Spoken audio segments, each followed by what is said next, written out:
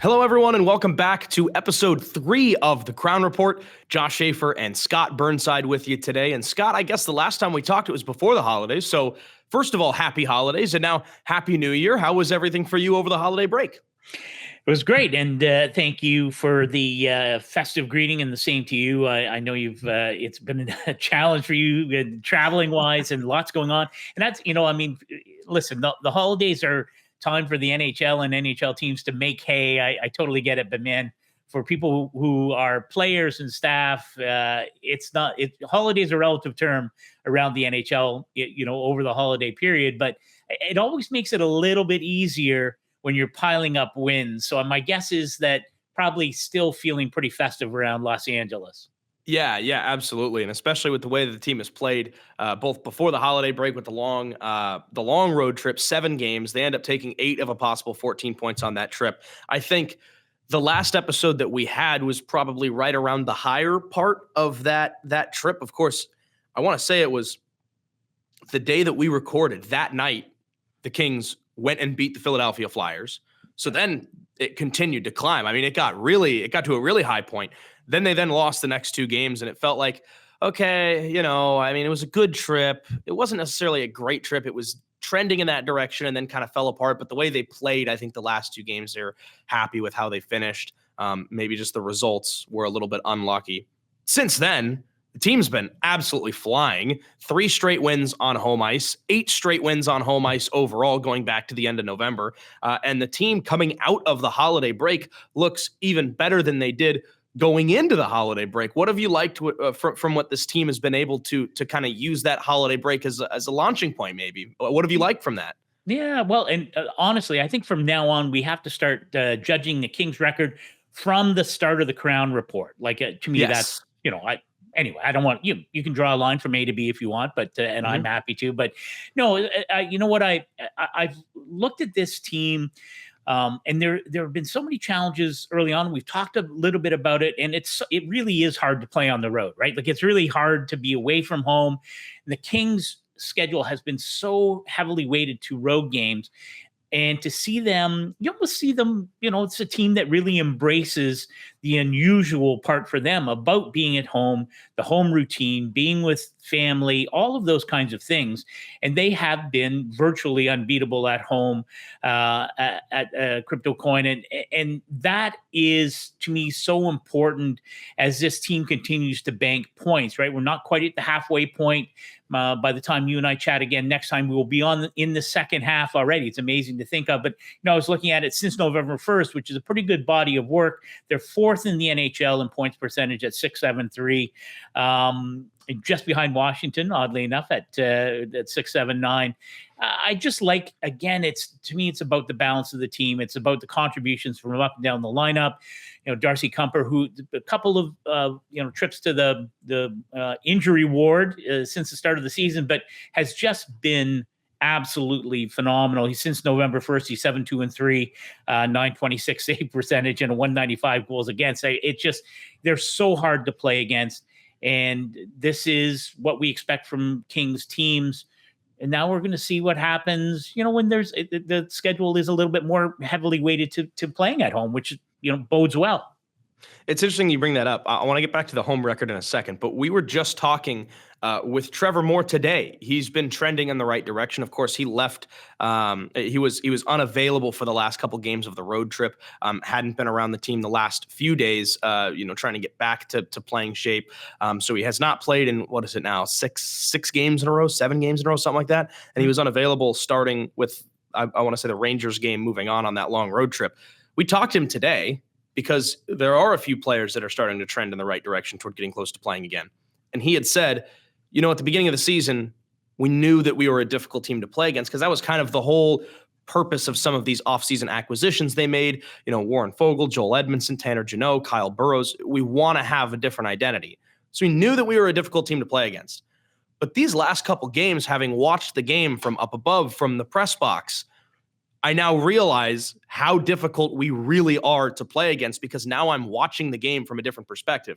So it's interesting to hear Trevor Moore say that right after you say that as well, because the team has been difficult to play against, and especially at home.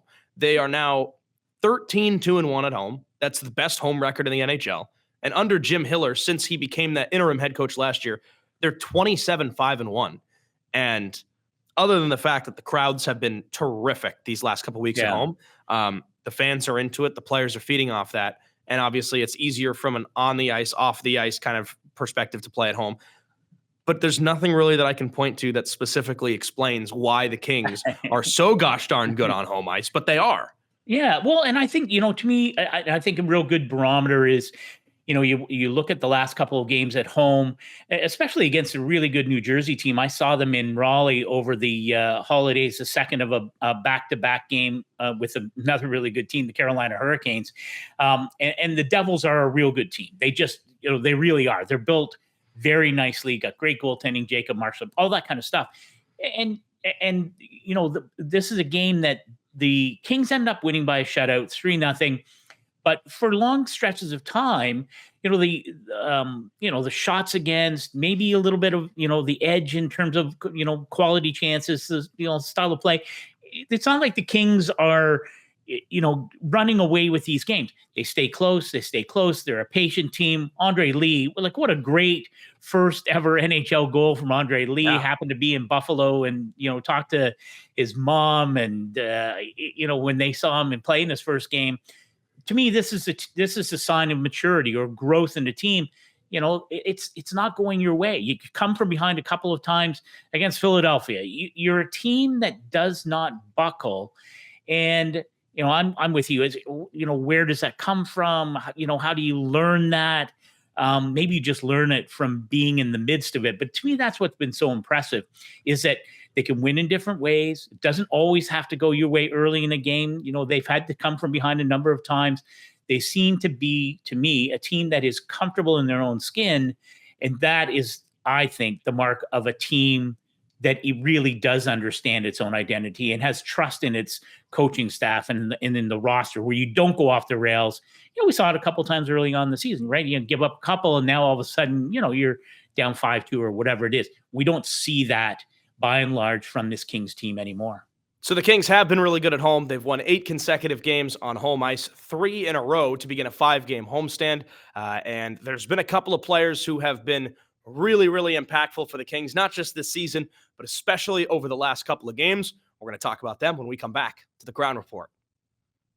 All right, welcome back to the Crown Report. I'm Josh Schaefer. He's Scott Burnside. Thanks for being with us for episode 3 of this new Kings show this season. And we were just talking about the Kings and the way that they've played both going into and out of the holiday break, Scott. And for the Kings, someone who's been really impactful, not just these last 3 games since the end of the holiday break and before that, but really this whole season has been a first-year player. Warren Foegele is emerging as an absolutely tremendous offseason acquisition for this team. And I think a lot of people thought for the price they were getting him for, and after the season he just had with Edmonton the year before, or I guess the last 3 years before, but specifically last year, heck of a bargain deal for the Kings, great acquisition. And now we're really seeing how important of a player number 37 really has been for LA. Yeah, you and I talked about Warren Foegele, I think fairly early on in the Crown Report history, and I've known Warren, from back in his early days in Carolina. Met him there as a young player, and I know from people in Edmonton, a really popular player in that locker room, and just a guy that I think. We talked about it, that we imagined he would fit very seamlessly with this Kings team coming in the offseason, but you never know, right? And to me, what has been so impressive about Warren Foegele is that it doesn't really matter what Jim Hiller and his staff ask him to do.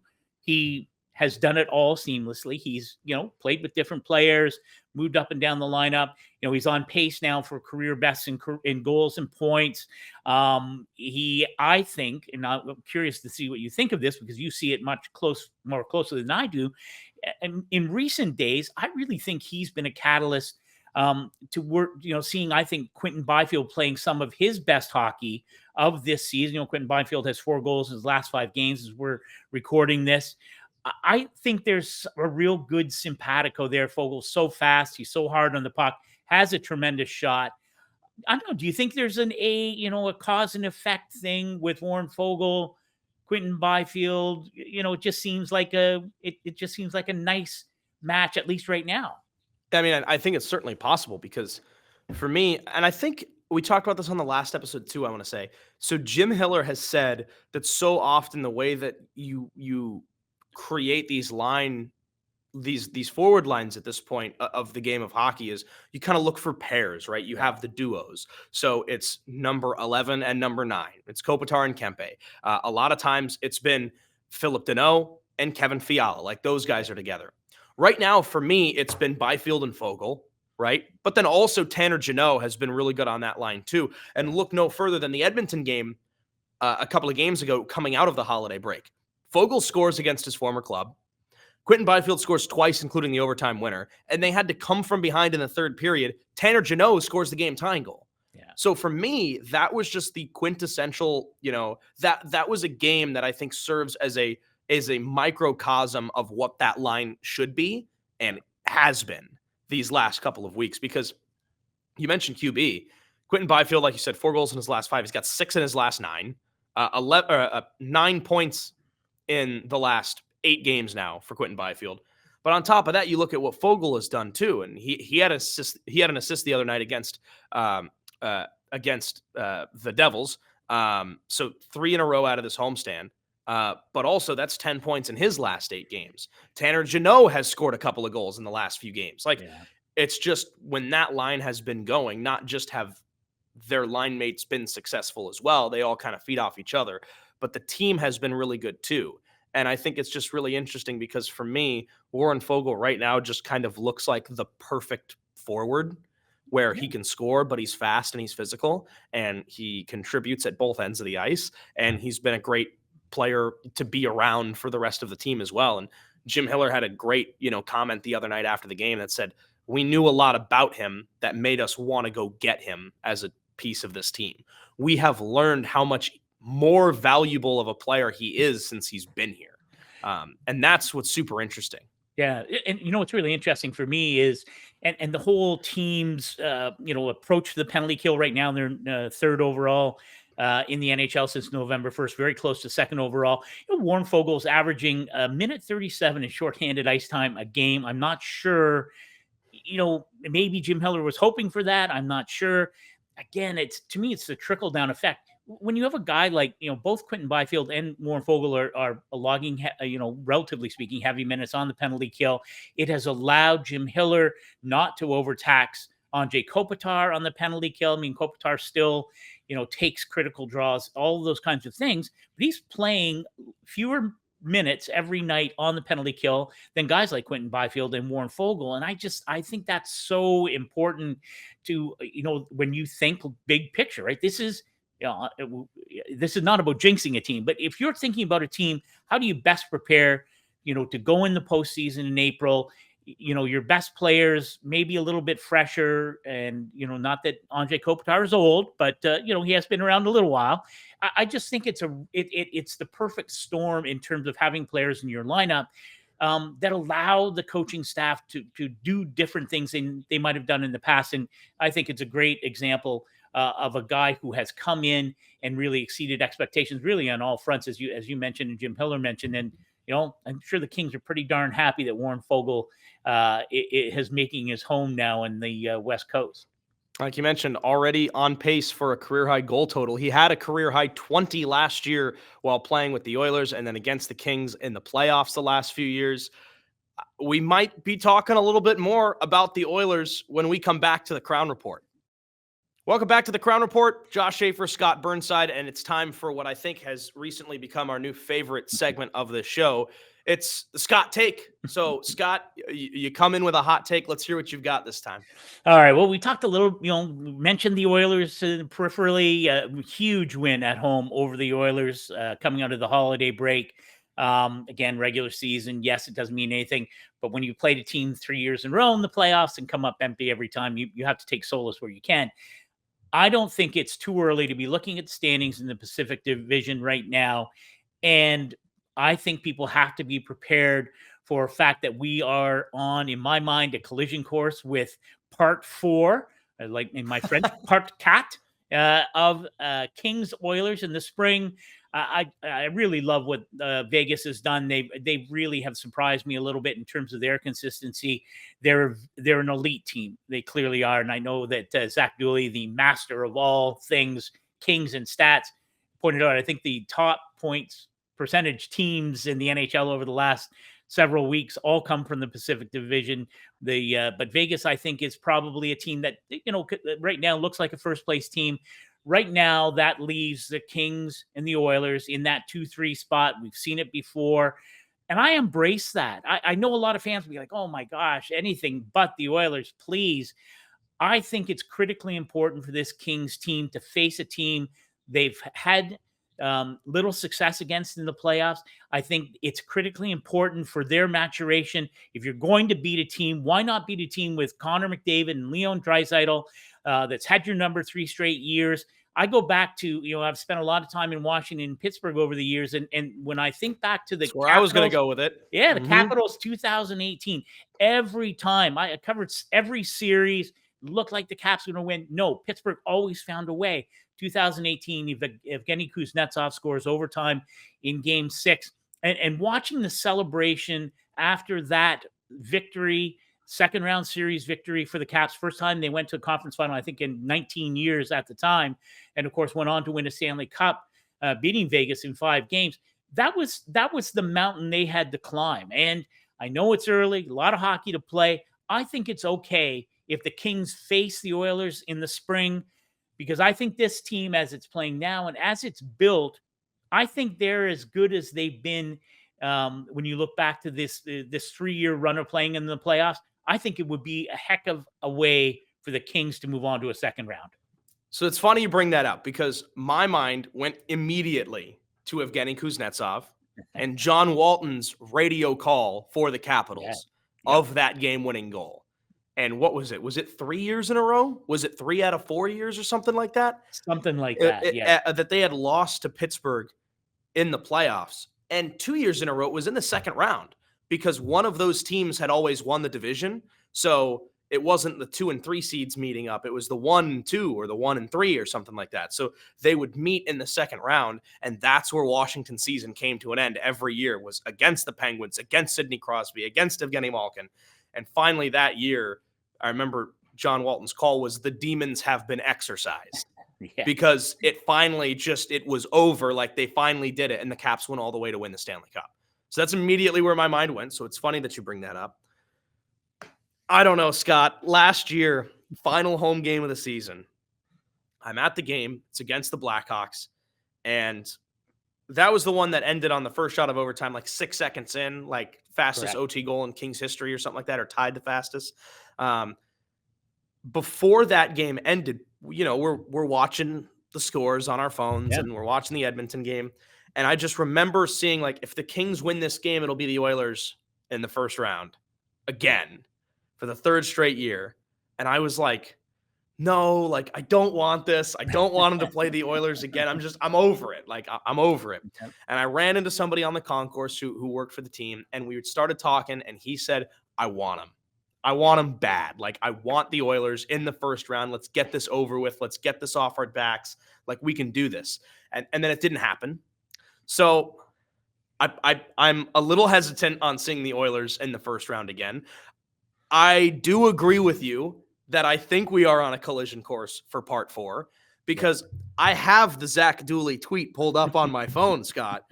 And he said, over the last 15 games, this would have been entering the New Jersey game the other day. Right. Over the last 15 games, only 3 teams in the NHL have a points percentage over 700. All 3 of those teams are at the top of the Pacific Division: Vegas, Edmonton, LA. So the problem that we've had these last couple weeks has been, even when the Kings were on a 6-game win streak and had won 8 of 10 or had 8 wins and 1 regulation loss in 10 games, the Oilers and the Golden Knights were doing they weren't quite as good during that stretch, but they were almost just as good.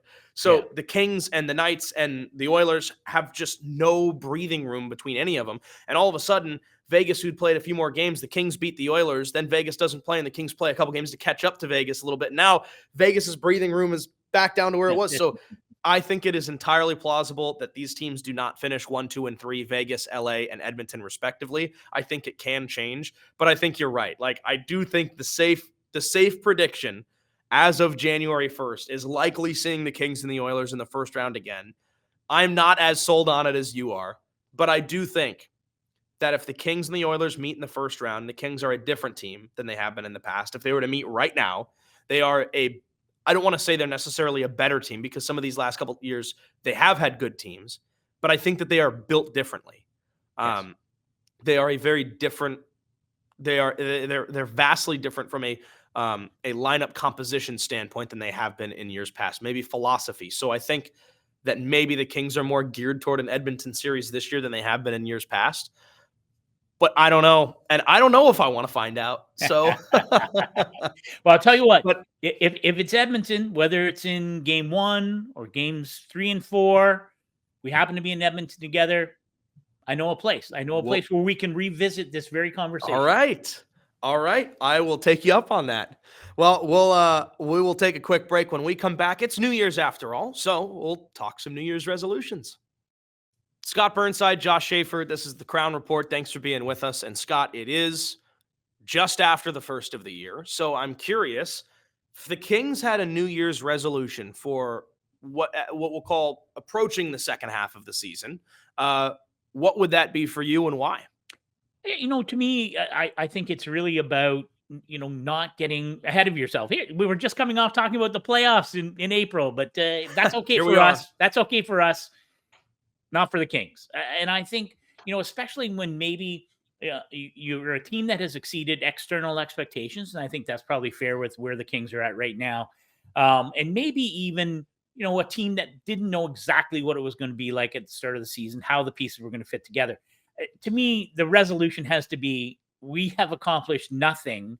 And to really, keep the focus on the little things, and there are many of them. Listen, this is a power play that still really doesn't click the way it should, given their talent level. And I think there is a tendency, to me, this is about the maturity, and we're going to find this out. Younger teams or teams that maybe do things that people don't expect, and people are lauding them, and this, you guys are great. Sometimes it's easy to pay attention to that and forget the work at hand. And I guess and I'm sure this is what Jim Miller and his staff are saying every single day, we have accomplished nothing. And our resolution has to be, at square one every day. And that is how this team will get better. And it's how they're going to, I think, put themselves in position for playoff success. But to me, that would be number one in terms of 2025 resolutions right now. For me, I'm going to go a little bit in a different direction, and I'm going to keep this very quick. I think it actually does kind of boil down to the same thing as you, whether it's a starting point or an ending point. But for me, it's something we've talked about. I want to say it was the first episode of the show. Period to period consistency for me is what I think is most important, and specifically the way that they started games. Because, if we're talking recency bias, you look back at the Kings' last 3 games at the time of recording here, right? And they have, we'll take the New Jersey game out of it because I thought that was a pretty solid game from start to finish. New Jersey didn't necessarily play poorly. The Kings didn't dominate, but they won 3-0. The Philly and the Edmonton games, those were games where the Kings had a pretty decent start. And I think that's one thing that they had focused on so much early in the season was we need to start games better. Well, they have a decent start against Edmonton. The first period was pretty solid, 2-1. They're playing against Philly, and, you have a couple of good few minutes, you score first, and then second period, things fall apart, just like it did in Philly the last time. Yeah. Second period against the Oilers, I thought the Kings' first 2 shifts of the second period, I was like, whoa, they're flying. You make one mistake against the Edmonton Oilers, and the puck's in the back of your net. Yeah. And that happened. I thought the Kings played an okay period to start period number 2 against Edmonton. They made 2 mistakes, and suddenly that's all it took for Edmonton to completely run away with the rest of the period. But then you look at the third, and 2 games in a row, the Kings come from behind and then win the game starting at the beginning of the third period. So that's all great. I think that's the sign of a good team, is the teams that battle back, that win the close games, that come from behind, which we didn't see from the Kings a ton in the first half of the season. I still think they have 2 now. Do they have 2 multi-goal comebacks this season? That's it. Like, it was, you go down by 2 goals, that's it, right? Like, that's kind of it for the Kings. That's no longer the thing. But for me, it's still that period to period consistency, because when the Kings have gotten these good starts now, suddenly it falls apart a little bit in the second period, and then they take off in the third, and that's great. Yeah. But I do think that Jim Hiller, he said this before the long road trip, is they need to start being more consistent, and not from a game-to-game standpoint, but from a period-to-period, shift-to-shift. And I think for me, that's resolution number one. And I think, kind of going back to what you said, if you get complacent when you're playing well, after one period, second period might take a downward turn a little bit. Yeah. So it is for me, that's the big resolution going into the second half of the season. Yeah. How exciting is it though to contemplate, what lies ahead? There's we're going to have a break in February for Four Nations face-off, and things are going to happen very quickly. There is this, a deceiving part. It feels like a lot of time left. We're not quite at the halfway point. I always feel once you get through January, it's like a snowball going downhill. So it's going to be a ton of fun to watch and see how the Kings respond to all of this. It certainly should be fun. If you want more Crown Report content, don't go anywhere. We will continue to have more episodes coming your way. We do also have an audio-only version of this show where the conversation continues. So if you want to hear that, make sure you just check out the Crown Report or all other LA Kings podcasts. You can find that on the Kings website, lakings.com, or Spotify, Apple Podcasts, wherever you get your podcasts, you can find more Crown Report. For now, he's Scott Burnside. I'm Josh Schaefer. Thanks for being with us, and we will see you guys next time on another episode of the Crown Report.